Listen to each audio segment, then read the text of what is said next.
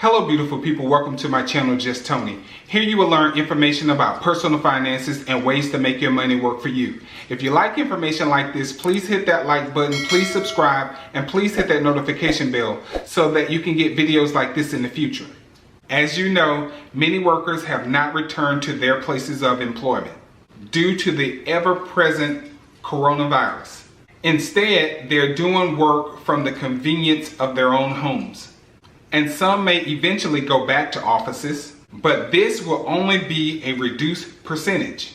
This will produce a lot of unused space in offices. Once commercial leases expire, companies will be looking to downsize office spaces. This spells trouble for commercial real estate. Conversely, residential real estate is scarce and the market is on fire.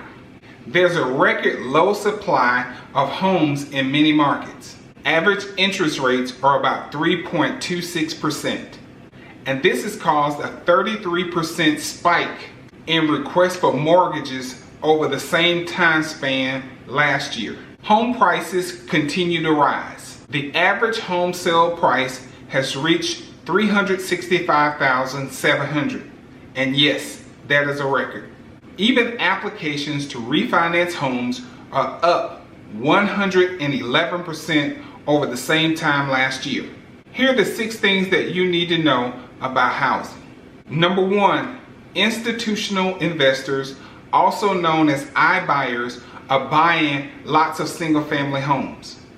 This is different because in the past, they mostly concentrated on commercial real estate and multifamily housing such as duplexes, quadruplexes, apartment complexes, townhome communities, and things of that nature.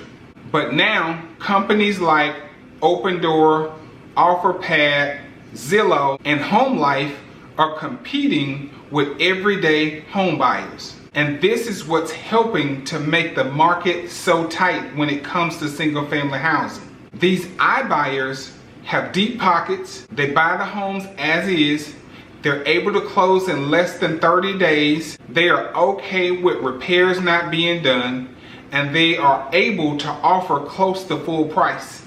And everyday buyers like you and me can't compete because of these factors. Number 2, new construction.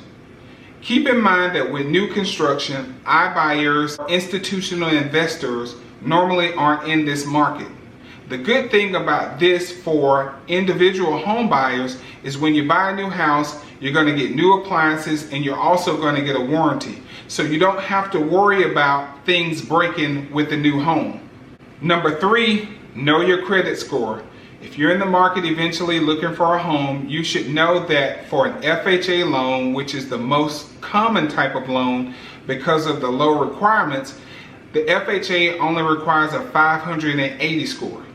But lenders have to underwrite these loans and they generally require higher credit scores, anywhere from a 620 maybe up to a 680. So you would need to check with your local lender to confirm what their minimum requirements are. And note that there are people who use Credit Karma and Credit Sesame and some of these other pseudo companies that allow you to check your credit. But I would recommend looking at your FICO score or going to the major bureaus like Experian, TransUnion, or Equifax, because these are the scores that the mortgage companies will look at prior to approving your loans. And note that they usually look at all 3 scores and they generally take the top 2 scores in order to determine your eligibility for a mortgage. So know all 3 of your scores when you go, and know that the middle one is usually the one that they're going to choose to underwrite your loan. Number 4, down payment and closing costs. Know that with an FHA loan, you're going to be required to put 3.5% down. And also know that along with your down payment, there are items called closing costs. Closing costs usually include origination fees, prepayment of taxes, and prepayment of homeowners insurance, along with some other small fees. Know that these will need to be paid so that you can move forward with closing on your home. Number 5, tax breaks. Know as a homeowner, you're entitled to local taxes called homestead exemptions in most areas. This is where the local governments give you lower taxes because this is your primary residence and this is where you're going to live. Also, know that when you file your taxes with the IRS, you also get a tax break in the way of mortgage interest. You're able to write that off, which in turn reduces your taxes on an annual basis. You're not able to do this as a renter, unfortunately. Number 6, equity. Know that homes have equity in them. And what that means is each year as you pay your loan and it gets smaller, you're actually building up a cash value in your home. And this money could be used for emergencies, and it also could be used to make adjustments to the house.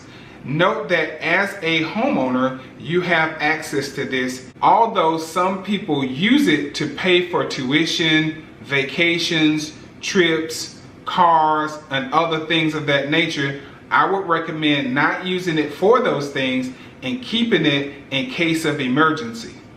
And hopefully, others who are renters will aspire to be also homeowners so that you can take advantage of some of these benefits that are associated with home ownership.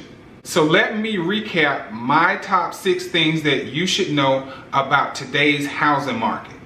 Number 1, institutional investors. Number 2, new construction. Number 3, credit score. Number 4, down payment and closing costs. Number 5, tax breaks. And number 6, equity. If you like information like this, please hit that like button, please subscribe, please hit that notification bell, please share this video, and please comment on this video. As always, thank you for watching and get the money.